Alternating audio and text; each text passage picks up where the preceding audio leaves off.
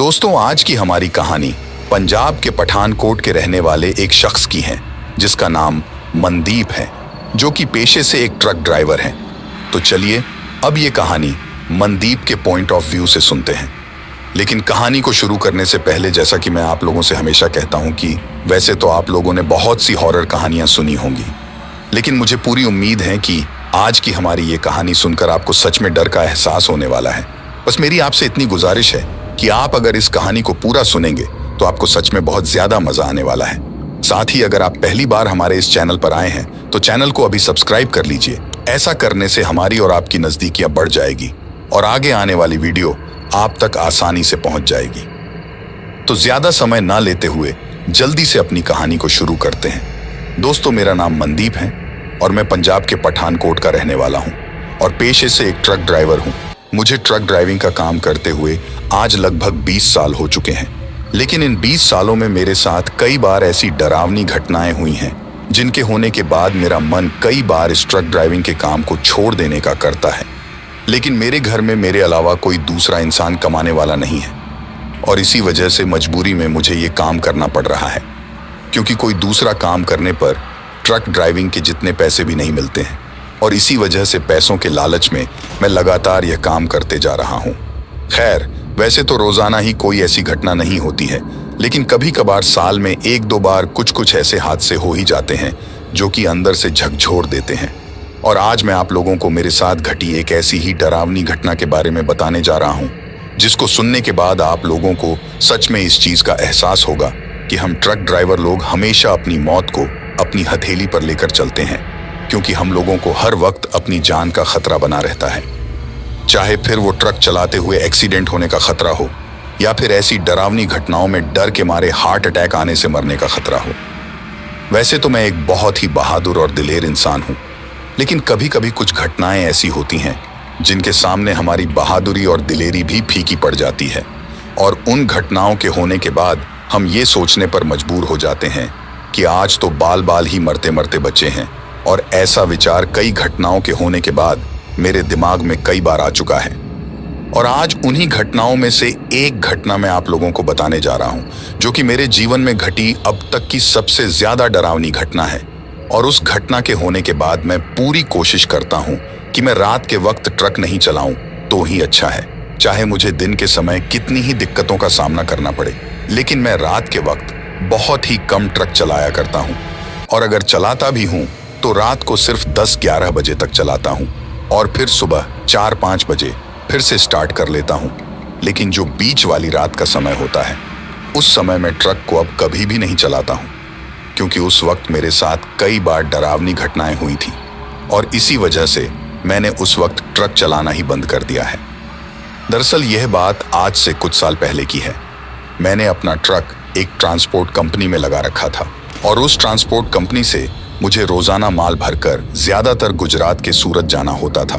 मैं महीने में अगर माल के 10 चक्कर लगाता था तो उन 10 में से 7 चक्कर तो मेरे गुजरात के सूरत के ही होते थे और सिर्फ 3 चक्कर ही मैं किसी और जगह पर जाकर आता था, क्योंकि आपने सुना होगा कि गुजरात में कपड़ा फैक्ट्री और धागे बनाने की फैक्ट्रियां बहुत ज्यादा हैं। और इसी वजह से हमारे पंजाब में जो कपास की खेती की जाती है, उस कपास की खेती से पैदा होने वाली रुई को हमारी फैक्ट्री से हम लोग ट्रकों में भरकर गुजरात पहुंचाने का काम करते हैं।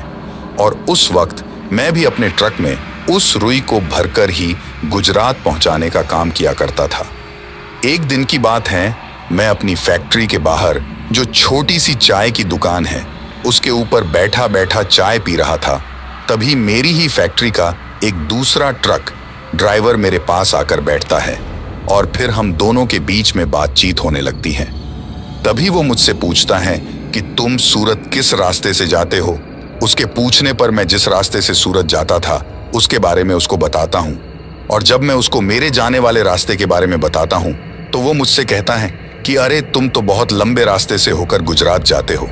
आज मैं तुमको एक शॉर्टकट रास्ते के बारे में बताता हूँ और उस रास्ते से तुम लगभग 5 घंटा पहले ही गुजरात पहुंच जाओगे।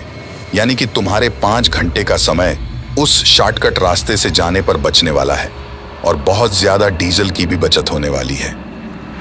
जब मैंने उस आदमी के मुंह से यह बात सुनी तो मैं बहुत ज्यादा खुश हो जाता हूँ और उससे कहता हूँ कि अरे ये तो बहुत अच्छी बात है, तुमने आज से पहले मुझे इसके बारे में क्यों नहीं बताया।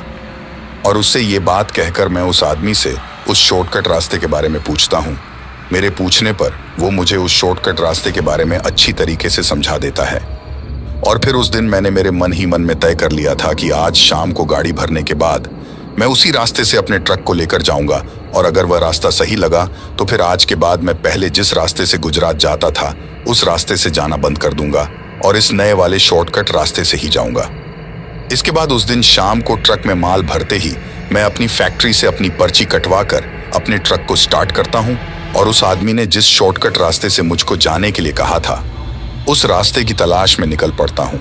और थोड़ी देर हाईवे पर चलने के बाद मुझे वो रास्ता दिखाई देता है, जिसके बाद मैं अपने ट्रक को उस शॉर्टकट रास्ते पर ले लेता हूँ। अब शाम के लगभग 7 बज रहे थे और चारों तरफ धीरे धीरे अंधेरा हो रहा था। इसी वजह से मैंने अब अपने ट्रक की हेडलाइट चालू कर दी थी और अब उस हेडलाइट की रोशनी में उस छोटी सी और सकड़ी सी सड़क पर मैं अपने ट्रक को चलाते हुए जा रहा था। अब मैं उस रास्ते पर काफी ज्यादा आगे आ चुका था और उस वक्त तक मुझे उस रास्ते पर चलते हुए काफी ज्यादा समय भी हो चुका था। जब मैंने अपने मोबाइल में टाइम देखा तो उस वक्त रात के लगभग 10:30 बज रहे थे। अब काफी देर तक ट्रक चलाने की वजह से मुझे थोड़ा नीचे उतरकर हाथ मुंह धोने की जरूरत थी, क्योंकि अब मुझे हल्की हल्की नींद सी आने लगी थी। पता नहीं आज मेरे साथ ऐसा क्यों हो रहा था। आज से पहले तो ऐसा कभी भी नहीं होता था, चाहे मैं लगातार 5-7 घंटे तक ही ट्रक क्यों ना चला लेता। लेकिन आज सिर्फ 3-4 घंटे ट्रक चलाते ही मुझे नींद सी आने लगी थी। तभी मैं उस सुनसान सड़क पर अपने ट्रक को किनारे पर लगाकर रोक देता हूँ और फिर अपने केबिन से पानी की बोतल लेकर ट्रक से नीचे उतर जाता हूँ।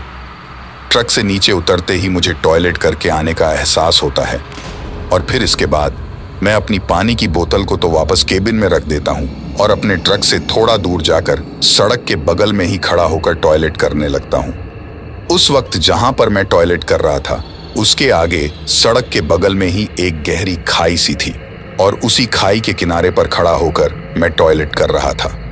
अब मैंने टॉयलेट करते करते ही अपनी नजरों को चारों तरफ घुमाकर देखा। उस वक्त मुझे वह सड़क बहुत ज्यादा सुनसान लग रही थी और वहां पर काफी ज्यादा घना अंधेरा था। उस अंधेरे को और भी ज्यादा डरावना उस सड़क के दोनों तरफ जो बड़े बड़े पेड़ और झाड़ियां थीं वो बना रहे थे। अभी मैं वहीं पर खड़ा था कि तभी मुझे उस खाई में से किसी के कुछ खाने की आवाज आती है और जब मैं उस खाई में थोड़ा नीचे की तरफ झांक कर देखता हूं तो एक कुत्तों का झुंड मुझे वहां पर कुछ खाता हुआ दिखाई देता है और वो किसी एक ही चीज को सारे के सारे मिलकर खा रहे थे। तभी मैं अपने फोन की लाइट जलाता हूं और उस लाइट की रोशनी में उस खाई के अंदर देखने की कोशिश करता हूं। वो खाई ज्यादा गहरी नहीं थी, सिर्फ 3-4 फीट ही गहरी थी। जब मैंने अपने फोन की रोशनी से उस खाई में देखने की कोशिश की तो उस वक्त फोन की रोशनी में मुझे जो कुछ भी उस खाई के अंदर दिखाई दिया उसको देखते ही मैं बहुत ज्यादा डर जाता हूँ और मेरी आंखों के सामने जो उस वक्त नजारा था उसको देखकर मैं इतना ज्यादा डर गया था कि मैं आप लोगों को बता भी नहीं सकता। क्योंकि जैसे ही मैंने अपने फोन की रोशनी डालकर उस खाई में देखा तो मुझे दिखाई देता है कि उस खाई में एक आदमी की लाश पड़ी हुई है और उस लाश को वो कुत्ते नोच नोच कर खा रहे हैं। अब इस चीज को देखकर तो मैं थोड़ा बहुत ही डरा था, लेकिन इसके साथ ही मुझे वहां पर कुछ ऐसा दिखाई देता है जिसको देखने के बाद मैं सोचता हूं कि ऐसा कैसे हो सकता है।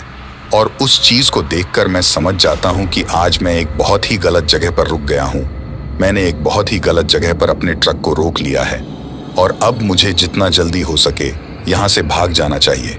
क्योंकि जब मैंने अपनी मोबाइल की रोशनी से उस खाई में देखा तो पहले तो मुझे उस लाश को वो कुत्ते खाते हुए दिखाई देते हैं, लेकिन जब मैं गौर से उस तरफ देखता हूं तो मुझे दिखाई देता है कि उन्हीं कुत्तों के बीच एक बूढ़ी औरत बैठी हुई है और वो भी उन कुत्तों के साथ साथ उस लाश को फाड़ कर खा रही हैं और बीच बीच में उस लाश के मांस के टुकड़े निकालकर उन कुत्तों के मुंह में भी दे रही हैं, उन कुत्तों को भी खिला रही हैं और उनके साथ ही खुद भी खा रही हैं।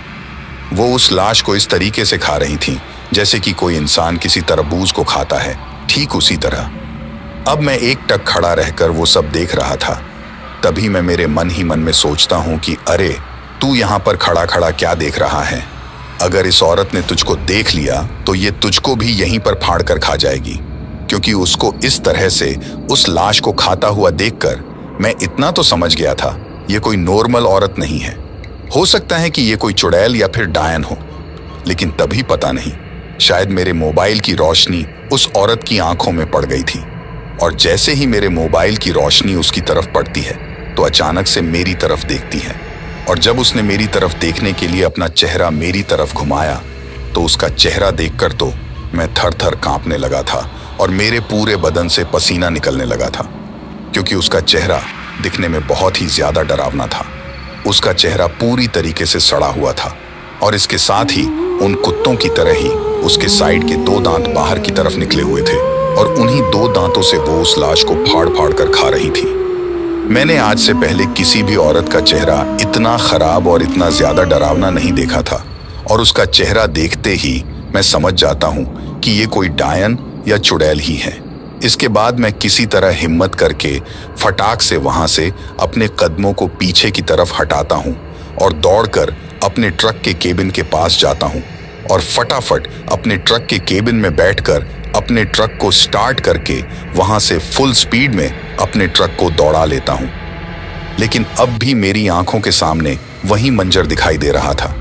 मुझे समझ में ही नहीं आ रहा था कि यह आज मैंने क्या देख लिया है, और उससे भी ज्यादा डर मुझे इस बात का लग रहा था कि उस बूढ़ी चुड़ैल ने मुझको देख लिया है, और अब कहीं वो मुझे मारने के लिए मेरे पीछे ना पड़ जाए। उस वक्त मैं अकेला ही ट्रक चला रहा था, मेरे साथ कोई भी खलासी या कोई दूसरा आदमी नहीं था, और आप तो जानते ही हैं एक अकेला आदमी कितना ज्यादा डर जाता है। 2 लोग होते हैं तो आपस में बातचीत करके अपने डर को थोड़ा कम कर लेते हैं, लेकिन उस वक्त मैं अकेला ही अपने ट्रक को भगाते हुए लेकर जा रहा था। अभी मैं अपने ट्रक को भगा ही रहा था, और अब उस जगह से मैं लगभग 20 से 25 किलोमीटर आगे आ गया था। तभी मुझे उस सड़क के एक घुमाव में ही एक आदमी चलता हुआ दिखाई देता है। वो आदमी मुझे मेरे ट्रक की हेडलाइट की रोशनी में एक बूढ़े आदमी की तरह नजर आ रहा था, यानी कि उसने जो कपड़े पहन रखे थे उनको देखकर ऐसा लग रहा था कि ये कोई बूढ़ा आदमी ही है। तभी मैं सोचता हूँ कि इस आदमी को जहां भी जाना है मैं इसको छोड़ दूंगा और इसको अपने ट्रक में बिठा लेता हूँ, ताकि मेरे डर का स्तर थोड़ा कम हो, और इस आदमी से पूछ भी लूंगा कि क्या कभी इस सड़क पर कोई ऐसे डरावने हादसे होते हैं, और हो सकेगा तो इसको अभी कुछ देर पहले ही मेरे साथ हुई उस डरावनी घटना के बारे में भी बताऊंगा। तभी मैं अपने मन से ही अपने ट्रक को उसके पास ले जाकर रोक देता हूं, और मेरे ट्रक को रुकता हुआ देखकर वो बूढ़ा आदमी वहीं पर रुक जाता है और पलटकर मेरी तरफ देखता है। तभी मैं अपने ट्रक की हेडलाइट की रोशनी को थोड़ा डाउन करता हूं, और मेरे ट्रक के केबिन में बैठे बैठे ही उस आदमी को आवाज लगता हूं कि बाबा आपको कहां जाना है। तो वो आदमी अपने मुंह से तो कुछ नहीं बोलता है, लेकिन अपने हाथ से आगे की तरफ इशारा करता है। तो उसको आगे की तरफ इशारा करता हुआ देखकर मैं उससे कहता हूं कि आप मेरे साथ आ जाओ, मैं आपको आगे छोड़ दूंगा। मेरे इतना कहते ही वो आदमी फटाक से मेरे ट्रक के फाटक को खोलकर मेरे ट्रक में चढ़कर बैठ जाता है, और उसको अचानक से इस तरह से बैठता हुआ देखकर मैं काफी ज्यादा शॉक हो जाता हूं, क्योंकि कोई भी अनजान आदमी किसी भी ट्रक वाले के साथ इस तरीके से एक बार के कहने पर ही नहीं बैठता है। लेकिन वह बूढ़ा आदमी तो मेरे इतना कहते ही मेरे साथ बैठ गया था। तभी मैं उसको अपने साथ अपने ट्रक को लेकर आगे की तरफ जाने लगता हूँ, लेकिन उस वक्त भी मेरे शरीर पर काफी ज्यादा पसीना आया हुआ था और मैं बहुत ज्यादा डरा हुआ था। उस वक्त मेरी सांसें भी काफी तेज तेज चल रही थीं, जो कि उस घटना के होने के बाद से ही इस तरीके से तेज हो चुकी थी। मुझको इस तरह से हांफता हुआ देखकर वो बूढ़ा आदमी मुझसे पूछता है कि क्या हुआ, तुम इस तरीके से हांफ क्यों रहे हो। तो मैं उस बूढ़े आदमी से कहता हूँ कि आप मुझे पहले ये बताइए कि ये रास्ता ठीक है या नहीं। मैं पहली बार इस रास्ते पर आया हूँ और मुझे गुजरात जाना है। मेरे ऐसा कहने पर वह बूढ़ा आदमी मुझसे कहता है कि रास्ता तो ठीक ही है, पर तुम आदमी ही गलत आ गए हो इस रास्ते पर। जब उस बूढ़े आदमी ने मुझे वह बात कही तो मुझे उसकी वह बात कुछ समझ में नहीं आई। तभी मैं उस बूढ़े आदमी से कहता हूँ कि मैं आपकी बात का मतलब समझा नहीं। मेरे ऐसा कहने पर वो बूढ़ा आदमी मुझसे कहता है कि थोड़ी ही देर में तुम्हें सब कुछ समझ में आ जाएगा। पर मुझे तो उस बूढ़े आदमी की कोई भी बात ठीक तरीके से समझ में नहीं आ रही थी कि वह बूढ़ा आदमी ये बातें किस बारे में बोल रहा है। लेकिन थोड़ी ही देर में मैं उस बूढ़े आदमी से खुद से ही चलाकर कहता हूँ कि अभी मेरे साथ पीछे एक बहुत ही भयंकर और डरावनी घटना हुई है। इसके बाद मैं उस बूढ़े आदमी को उस घटना के बारे में सब कुछ बताता हूँ। मेरे मुंह से पूरी बात सुनने के बाद वह बूढ़ा आदमी मेरी तरफ देखकर एक अजीब सी भारी सी आवाज में मुझसे कहता है कि तुमको वहां से इस तरह से भागकर नहीं आना चाहिए था और तुमने सबसे पहली गलती तो वहां पर रुककर वो सब देखकर कर दी थी, और उससे भी बड़ी गलती तुमने वहां से भागकर कर दी। अगर तुमने वो सब देख ही लिया था तो तुम्हें वहां से भागना नहीं चाहिए था और तुमको वहीं पर रुक जाना चाहिए था। जब मैंने उस बूढ़े आदमी के मुंह से यह बात सुनी तो मुझे उसके ऊपर काफी ज्यादा गुस्सा आता है और मैं उससे कहता हूं कि अरे बाबा, तुम कोई पागल वागल हो क्या? तुम्हें बिल्कुल भी समझ में नहीं आ रहा है कि मैं कितनी बड़ी मुसीबत से बचकर आया हूं। तुम ये कैसी बातें कर रहे हो? तुम ये बात क्यों कह रहे हो कि तुमको वहां से भागकर नहीं आना चाहिए था? अगर आज मैं वहां से भागकर नहीं आता तो शायद वह बूढ़ी औरत आज मुझे वहीं पर मार देती। जब उस बूढ़े आदमी ने मुझसे वो बात सुनी तो वो मुझसे कहता है कि पागल तो तुम हो जो वहां से इस तरह से भागकर आए हो। तुम्हें क्या लगा कि तुम वहां से इस तरह से भागकर आ जाओगे तो बच जाओगे? नहीं, ऐसा कभी नहीं हो सकता। एक बार जो उस बूढ़ी औरत की नजरों के सामने आ जाता है वो फिर कभी भी बच नहीं पाता। और तुम ये मत सोचो कि तुम वहां से भागकर बच गए हो, क्योंकि यह पूरा रास्ता उस बूढ़ी औरत का ही है और इस रास्ते पर जब तक तुम हो तब तक तुम उस बूढ़ी औरत के कब्जे में ही हो। मैंने जब उस बूढ़े आदमी के मुंह से वो बात सुनी तो मैं और भी ज्यादा डर गया। अब मैं अपनी आंखें फाड़ फाड़ कर उस बूढ़े आदमी की तरफ देख रहा था। तभी अचानक से ही वो बूढ़ा आदमी मेरी तरफ देखता है और मेरी तरफ देखकर हंसने लगता है, और उसकी उस भारी सी आवाज में वो हंसी मुझे बहुत ही ज्यादा अजीब और डरावनी लग रही थी। और अब धीरे धीरे उस वक्त मेरी आंखों के सामने जो कुछ भी होता है उसको देखने के बाद अब मैं बहुत ज्यादा डर जाता हूँ, और मैं इतना ज्यादा डर जाता हूँ कि मैं अपने ट्रक को भी सही तरीके से नहीं चला पा रहा था। मेरी आंखों के सामने वह नजारा देखकर मैं समझ गया था कि आज तो मेरी मौत पक्की है, क्योंकि उस वक्त उस केबिन में मेरे साथ कोई बूढ़ा आदमी नहीं बल्कि एक जिन पिशाच बैठा हुआ था। और इस चीज का पता मुझे तब चला जब वो बूढ़ा आदमी हंसते हंसते ही अचानक से अपना रूप बदलता है और धीरे धीरे वो भी अब दिखने में उस बूढ़ी औरत की तरह ही दिखने लगता है, और अब उसका रूप पूरी तरीके से बदल जाता है और वो एक पिशाच का रूप ले लेता है जो कि दिखने में बहुत ही ज्यादा डरावना और भयंकर लग रहा था। उसको देखकर एक पल के लिए तो मुझे बहुत जोर का झटका सा लगता है, और अब अपना रूप बदलने के बाद वो मुझसे कहता है कि उस बूढ़ी औरत ने ही मुझे तुमको पकड़ने के लिए भेजा है। तुमको क्या लगा था कि तुम वहां से भागकर बच जाओगे? एक बार जो आदमी हमारे चंगुल में फंस जाता है उसको फिर हम अपने हाथों से जाने नहीं देते हैं। बस एक बार वो किसी भी तरह से हमारे चंगुल में फंसना चाहिए, उसके बाद तो हम लोग उसको छोड़ते ही नहीं हैं। जब उस पिशाच की तरह दिख रहे उस बुढ़े ने मुझे ये सब कहा तो मैंने सोच लिया था कि आज मैं अपनी मौत के मुंह में खुद ही चलकर आ गया हूं, और अब ये आदमी की तरह दिख रहा पिशाच मुझे यहीं पर मार डालेगा। तभी पता नहीं मुझे क्या होता है कि मेरे शरीर पर कोई भी कंट्रोल नहीं रहता है, और ट्रक भी अब अपने आप ही चला जा रहा था, और थोड़ी ही दूर जाकर ट्रक अपने आप ही एक जगह पर झटका खाकर बंद हो जाता है। और ट्रक को इस तरीके से बीचों बीच बंद होता हुआ देखकर मैं काफी ज्यादा डर जाता हूं। और उस वक्त मेरा ट्रक उस रास्ते के बीचों बीच बंद हुआ था जिसके चारों तरफ घना जंगल और अंधेरा था। इसके साथ ही मेरे बगल में मेरे ही ट्रक के केबिन में एक पिशाच बैठा हुआ था, और उसका रूप इतना ज्यादा डरावना था कि उस अंधेरे में उसको देखकर मेरे शरीर से तर तर पसीना निकलने लगा था। उसका वह रूप देखकर मैं इतना ज्यादा डर जाता हूं कि मैं अपने ट्रक का फाटक खोलकर नीचे कूद जाता हूं। मुझको नीचे कूदते ही वो पिशाच भी मेरे पीछे पीछे ही नीचे कूदने लगता है, लेकिन वो नीचे कूदता उससे पहले ही मेरे नीचे कूदते ही मुझे वहां पर कुछ ऐसा दिखाई देता है कि उसको देखते ही मैं सोच लेता हूं कि अब यहां से भागने का कोई फायदा नहीं है, क्योंकि यहां से चाहे मैं भागने की कितनी ही कोशिश कर लूं लेकिन आज मैं अपनी जान नहीं बचा पाऊंगा। और ये चीज सोचने के बाद मैं वहां पर बिल्कुल निडाल होकर गिर जाता हूं, और अब बस मैं अपनी मौत का इंतजार कर रहा था।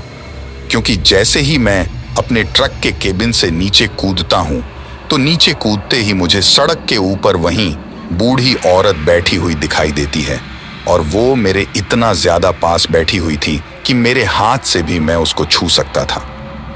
अब उसको इस तरह से सड़क पर मेरे बगल में ही बैठा हुआ देखकर मैं समझ जाता हूं कि आज उसने मुझे अपने जाल में पूरी तरीके से फंसा लिया है और अब ये मुझे जिंदा नहीं छोड़ेगी। मैं वहां पर पड़ा पड़ा ये सब सोच ही रहा था कि तभी वो बूढ़ी चुड़ैल मुझसे कहती हैं कि क्या हुआ, तुझे क्या लगा था कि तू वहां से भागकर अपने ट्रक में बैठकर मेरे हाथों से निकल जाएगा? तुझे इस चीज के बारे में शायद किसी ने बताया नहीं है कि एक बार जो भूत प्रेतों के इलाके में आ जाता है फिर उसका बच पाना बहुत मुश्किल और नामुमकिन है। लेकिन तू तो अपने आप को बहुत बहादुर मानता है, इसी वजह से तो तू उस जगह से इस तरह से भाग कर आया है। लेकिन जब तू वहां से भाग रहा था तभी तुझको देखकर मैंने सोच लिया था कि आज तुझे किसी भी हालत में जिंदा नहीं छोड़ना है, क्योंकि तेरे अंदर पूरी तरीके से मांस भरा हुआ है और तेरे शरीर का ये मांस मुझे दूर से ही अपनी ओर आकर्षित कर रहा है और ये मुझसे कह रहा है कि आओ और मुझको फाड़ कर खा जाओ। उस बूढ़ी चुड़ैल के मुंह से इस तरह की बातें सुनकर मैं बहुत ज्यादा डर गया था। अब मैं उस चुड़ैल से कहना चाहता था कि अगर तुम्हें मुझे मारना ही है तो एक झटके में ही मार दो और मारने के बाद तुम जो चाहो मेरे साथ कर लेना, लेकिन मुझे तड़पा तड़पा कर मत मारना, क्योंकि मैं अपनी मौत को इस तरीके से अपने करीब आते हुए नहीं देख सकता। लेकिन अब मैं चाहकर भी उस बूढ़ी औरत से कुछ भी नहीं कह पा रहा था, क्योंकि उस वक्त मेरे डर का स्तर इतना ज्यादा बढ़ चुका था कि डर के मारे मेरा पूरा का पूरा गला सूख गया था और मेरे गले से आवाज भी नहीं निकल रही थी। अभी मैं वहीं सड़क पर पड़ा पड़ा आंखें फाड़ फाड़ कर उस बूढ़ी चुड़ैल को देख ही रहा था कि तभी किसी ने पीछे से मेरे दोनों हाथों को पकड़ा और मेरे हाथों को पकड़ने के बाद वो मुझे पीछे की तरफ घसीटने लगता है।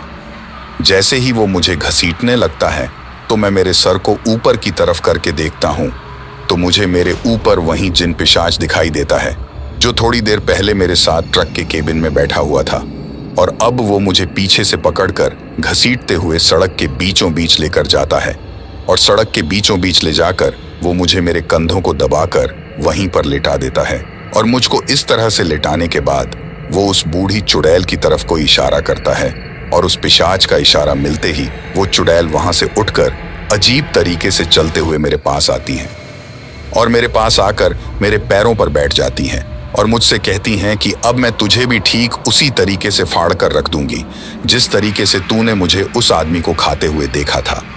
उस वक्त मैं अपनी मौत को बहुत ही ज्यादा करीब से देख रहा था और मुझे इस चीज का अच्छी तरीके से अंदाजा था कि अब यह बूढ़ी चुड़ैल किसी भी वक्त मेरे साथ कुछ भी कर सकती है और अब शायद थोड़ी ही देर में यहीं पर मुझे मार देगी और मुझे भी फाड़ कर खा जाएगी। उस वक्त मैं डर के मारे मेरे मन ही मन में भगवान को याद करने लगा था कि हे भगवान, अगर तुझे मुझे मारना ही है तो एक झटके में ही मार दे, लेकिन इस तरीके से इस चुड़ैल के हाथों मुझे तड़पा तड़पा कर क्यों मरवा रहा है? इससे अच्छा तो तुम मुझे यहीं पर हार्ट अटैक लाकर मार दो। अब मैं पड़ा पड़ा अपने मन ही मन में भगवान को याद कर रहा था, तभी मुझे उस चुड़ैल के पीछे की तरफ से एक रोशनी सी आती हुई दिखाई देती है और वह रोशनी अब धीरे धीरे मेरे करीब आ रही थी और थोड़ी ही देर बाद मुझे दिखाई देता है कि मेरी तरह का ही एक दूसरा ट्रक मेरे ट्रक के बगल में आकर रुकता है और उस ट्रक के रुकते ही वो बूढ़ी चुड़ैल खड़ी होकर उसकी तरफ देखने लगती है। अभी वो बूढ़ी चुड़ैल और वो नर पिशाच उस ट्रक की तरफ देख ही रहे थे कि तभी उस ट्रक के दोनों तरफ के फाटक खुलते हैं और उस ट्रक के केबिन में से दो आदमी नीचे उतरते हैं और उन दोनों आदमियों के नीचे उतरते ही पता नहीं उस बूढ़ी चुड़ैल और उस पिशाच को क्या होता है और अचानक से ही पीछे से वो नर पिशाच बहुत तेज आवाज में चिल्लाता है कि अरे बुढ़िया, भाग यहाँ से, जल्दी भाग। और उसके इतना कहते ही वह बूढ़ी चुड़ैल भी जोर से चिल्लाती है और चिल्लाते हुए वो दोनों पीछे की तरफ भाग जाते हैं और पता नहीं अंधेरे में ही कहाँ गायब हो जाते हैं। और उन लोगों को इस तरह से भागता हुआ देखकर मैं बहुत ज्यादा अचंभित हो जाता हूँ। अभी भी मैं वहीं पर सड़क पर पड़ा हुआ था। तभी वो दोनों आदमी जो ट्रक से उतरे थे वो मेरे पास आते हैं और जैसे ही वो मेरे पास आते हैं तो उनमें से एक आदमी का चेहरा देखते ही मैं उस आदमी से कहता हूं कि अरे तुम यहाँ पर कैसे? दरअसल वो वही ट्रक ड्राइवर था जिसने मुझे इस शॉर्टकट रास्ते के बारे में बताया था। तो वह आदमी मुझसे कहता है कि अरे तुम इस तरीके से सड़क पर क्यों पड़े हुए हो? वो बूढ़ी औरत और वो बूढ़ा आदमी कौन था? तो मैं उस आदमी से कहता हूं कि अरे यार, तुमने तो मुझे बहुत बड़ी मुसीबत में फंसा दिया। मैं तो अच्छा खासा हाईवे से होता हुआ ही जाता था, लेकिन तुम्हारे इस शॉर्टकट रास्ते के चक्कर में आज मौत के मुंह में फंस गया हूं। तभी वो आदमी मुझे उस सड़क से उठाता है और उसके बाद मैं उसको मेरे साथ हुई सारी घटना बताता हूं और मेरे मुंह से वो चीज सुनकर वो आदमी मुझसे कहता है कि तुम घबराओ नहीं, अब मैं आ गया हूं। इसके बाद वो अपने साथ जो दूसरा आदमी था उससे कहता है कि राजू, तुम इस ट्रक को लेकर आओ, और मुझसे कहता है कि तुम चलकर मेरे साथ मेरे ट्रक के केबिन में बैठो। मैं भी आज गुजरात ही चल रहा हूँ। तभी मैं उस आदमी से पूछता हूँ कि ये दूसरा आदमी कौन है? तो वो मुझे कहता है कि ये मेरा खलासी है, लेकिन ये अच्छी तरीके से ट्रक चलाना भी जानता है। हम लोग लंबे सफर में आधे आधे टाइम ट्रक चलाते हैं। इसके बाद वो अपने खलासी से कहता है कि राजू, तुम इस ट्रक को लेकर हमारे आगे आगे चलो और हम लोग तुम्हारा ध्यान रखते हुए तुम्हारे पीछे पीछे आ रहे हैं। इसके बाद वो आदमी कहता है कि ठीक है उस्ताद। अब वो आदमी मुझे अपने ट्रक के केबिन में लेकर जाता है और हम दोनों उसके ट्रक में बैठकर वहां से निकल जाते हैं। तभी मैं उस आदमी से पूछता हूं कि मुझे यह बात समझ में नहीं आई कि तुम्हें देखते ही वो चुड़ैल और वो पिशाच इस तरीके से भाग क्यों गए? तो वो आदमी हंसते हुए मुझसे कहता है कि पता नहीं, शायद उनको मुझसे डर लगा होगा, और उस बात को वो वहीं पर हंसी मजाक में ही टाल देता है। मुझे उस बात का कोई भी स्पष्ट जवाब नहीं देता है। इसके बाद मैं उस आदमी से कहता हूँ कि अगर तुम्हें आज गुजरात आना ही था तो तुमने मुझे शाम के वक्त ही क्यों नहीं बताया? हम दोनों साथ साथ ही आ जाते। तो वो आदमी मुझसे कहता है कि अरे, तुम्हारे आने के बाद ही फैक्ट्री के मालिक ने मुझे गुजरात माल पहुंचाने के लिए कहा था और इसी वजह से मैं यहाँ पर आया। मेरा पहले गुजरात आने का कोई भी प्लान नहीं था। अगर मेरा कोई प्लान होता तो मैं तुम्हें जरूर बताता। इसके बाद जैसे ही हम लोग गुजरात के बॉर्डर पर पहुंचते हैं तो फिर वो आदमी अपने ट्रक को रोक देता है और अपने खलासी को फोन करके उसको भी मेरे ट्रक को रोकने के लिए कहता है, क्योंकि उस वक्त मुझे गुजरात में दूसरी तरफ किसी अलग जगह पर माल पहुंचाना था और उसको किसी दूसरी जगह पर पहुंचाना था। इसी वजह से अब आगे का रास्ता हम लोगों को अलग अलग ही तय करना था और उस वक्त तक तो दूसरा दिन भी हो चुका था और अब दिन के समय तो कोई डरने की बात नहीं थी। इस तरीके से उस रात में उस आदमी की मदद की वजह से उस चुड़ैल के चंगुल से बच गया और मौत के मुंह से निकलकर बाहर आ गया। यहाँ तक तो यह कहानी आप लोगों को बहुत ही ज्यादा साधारण सी लगी होगी, लेकिन इससे आगे जो इस कहानी में हुआ उसको सुनने के बाद आप बहुत ज्यादा चौंकने वाले हो। अब इस कहानी में आगे ऐसा क्या हुआ ये आपको कहानी को आगे सुनकर ही पता चलेगा। दरअसल गुजरात में माल खाली करने के बाद जब मैं वापस पंजाब पहुंचा तो वो आदमी मुझे वहीं पर फैक्ट्री में ही दिखाई देता है। उसको देखकर मैं सोचता हूं कि उस वक्त तो मैं इसका अच्छी तरीके से धन्यवाद नहीं कर पाया, इसलिए अब इसके पास जाकर इसको मेरी इतनी मदद करने के लिए धन्यवाद कह देता हूं। यही सोचकर मैं उसके पास जाता हूं और उसके बाद मैं उससे कहता हूं कि मेरी जान बचाने के लिए तुम्हारा बहुत बहुत धन्यवाद। अगर उस रात को तुम मेरी जान नहीं बचाते तो मेरा तो पूरा परिवार ही लुट जाता। जब मैंने उस आदमी से यह बात कही तो वो आदमी मुझसे कहता है कि तुम किस बारे में बात कर रहे हो और मैंने कब तुम्हारी जान बचाई। जैसे ही उस आदमी ने मुझसे वो बात कही तो मेरे तो चेहरे की हवाइयां ही उड़ जाती हैं और मैं उसकी तरफ अजीब तरीके से देखने लगता हूँ। मैं उससे कहता हूँ कि यार, तुम कैसी अजीब बात कर रहे हो? 2 दिन पहले रात को मेरे साथ जो घटना हुई थी और मैंने तुमको तुम्हारे ट्रक में बैठने के बाद सारी बातें बताई थी, वो बातें तुमको याद नहीं है क्या कि मैं किस बारे में बात कर रहा हूँ? तो वो आदमी मुझसे कहता है कि तुम शायद ट्रक चलाकर बहुत ज्यादा थक गए हो या फिर तुम्हें बहुत ज्यादा नींद लेने की जरूरत है। तुम कैसी बहकी बहकी बातें कर रहे हो? मैं तो कभी गुजरात गया ही नहीं। मैं तो कल हरियाणा जाकर ही अपना माल खाली करके आया हूँ। जब मैंने उस आदमी के मुंह से यह बात सुनी तो मैं बहुत ज्यादा चौंक गया और उसके बाद मैंने उससे कहा कि तुम्हारे साथ तुम्हारा वो खलासी राजू भी तो था। तो थोड़ी ही देर बाद वो आदमी अपने खलासी राजू को वहां पर बुलाता है और जब मैंने उसके खलासी राजू को वो सारी बातें बताई तो वो भी हर बात के लिए इनकार कर देता है कि हम लोग तो गुजरात गए ही नहीं। फिर इसके बाद वो आदमी मुझसे पूछता है कि तुम्हारे साथ असल में हुआ क्या है, सारी बात तसल्ली से बताओ। जब उस आदमी ने मुझको वो बात कही तो उसके बाद मैं उसको पूरी बात विस्तार से बताता हूँ और जब उसने मेरे मुंह से वो बात सुनी तो वो आदमी मुझसे कहता है कि गलती मेरी ही है।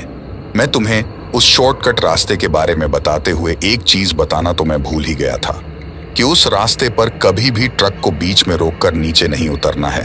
सिर्फ लगातार अपने ट्रक को लेकर चलते ही जाना है और जब तक वो शॉर्टकट रास्ता खत्म नहीं हो जाता तब तक कहीं पर भी एक पल के लिए भी ट्रक को नहीं रोकना है। अगर तुम बीच में ट्रक को नहीं रोकते तो तुम्हारे साथ ऐसा कुछ भी नहीं होता, लेकिन तुमने बीच में ही ट्रक को रोककर बहुत बड़ी गलती कर दी थी। और इसमें गलती मेरी भी है कि मैंने तुम्हें पहले इस चीज के बारे में नहीं बताया। लेकिन अब इस चीज से तो वो आदमी भी बहुत ज्यादा चौंका हुआ था कि आखिर उस रात वो वहां पर गया भी नहीं और मैं उससे कह रहा हूं कि वो वहां पर आया था। तभी उसका जो खलासी राजू था वो मुझसे कहता है कि उस्ताद, उस रात आपकी मदद भगवान ने ही की होगी। भगवान ही हम लोगों का रूप लेकर आपको बचाने के लिए आया होगा। इसी वजह से तो वो बूढ़ी चुड़ैल और वो नर पिशाच हमारे रूप में भगवान को देखकर वहां से भाग गए थे, वरना भला कोई इंसान को देखकर कोई भूत क्यों भागेगा। जब मैंने उस खलासी के मुंह से यह बात सुनी तो मुझे उसकी यह बात थोड़ी सही भी लगी और वो दूसरा आदमी भी मुझसे कहता है कि यह सही कह रहा है, तुम्हें भगवान का शुक्रिया करना चाहिए। इसके बाद मैं वहीं पर हाथ जोड़कर भगवान का धन्यवाद करता हूं। लेकिन उसके बाद मैं कभी भी उस शॉर्टकट रास्ते से नहीं गया। मैं पहले जिस रास्ते से जाता था उसी रास्ते से अब दोबारा कभी भी अगर वहां पर जाने की जरूरत पड़ती है तो पहले वाले रास्ते से ही जाता हूं। तो दोस्तों, ये थी हमारी आज की कहानी। कहानी आपको कैसी लगी कमेंट बॉक्स में कमेंट करके जरूर बताना। अगर आप लोगों को ये कहानी यहाँ तक अच्छी लगी हो तो वीडियो को एक लाइक कर दीजिए। इसके साथ ही अगर आपने अभी तक भी चैनल को सब्सक्राइब नहीं किया है तो आपसे रिक्वेस्ट है कि जल्दी से हमारे चैनल को सब्सक्राइब कर लीजिए, क्योंकि आपका यह छोटा सा सहयोग हमें आपके लिए ऐसी ही डरावनी कहानियां लाने के लिए प्रोत्साहित करता है।